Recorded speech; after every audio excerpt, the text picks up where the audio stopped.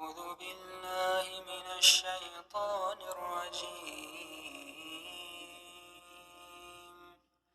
بسم الله الرحمن الرحيم. والفجر وليال عشر والشفع والوتر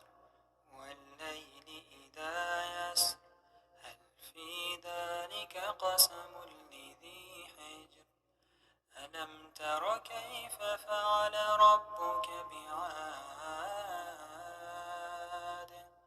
إرم ذات العماد التي لم يخلق مثلها في البلاد وثمود الذين جابوا الصخر بالواد وفرعون ذي الأوتاد الذين طغوا في البلاد فأكثروا فيها الفساد فصب عليهم ربك صوت عذاب إن ربك لبالمرصاد فأما الإنسان إذا ما ابتلاه ربه فأكرمه ونعمه فيقول ربي أكرمن وأما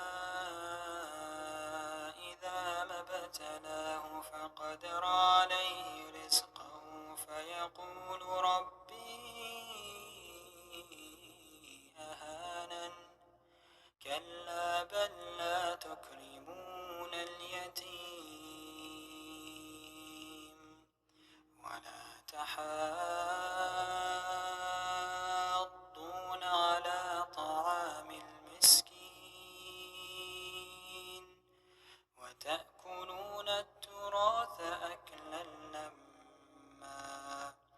وتحبون المال حبا جما كلا إذا دكت الأرض دكا دكا وجاء ربك والملك صفا صفا وجيء يومئذ بجهنم يومئذ يتذكر الإنسان وأنى له الذكرى يقول يا ليتني قدمت لحياتي فيومئذ لا يعذب عذابه أحد ولا يوثق وثاقه أحد يا أيتها النفس المطمئنة ارجعي إلى ربك راضية مرضية فادخلي في عبادي وادخلي جنتي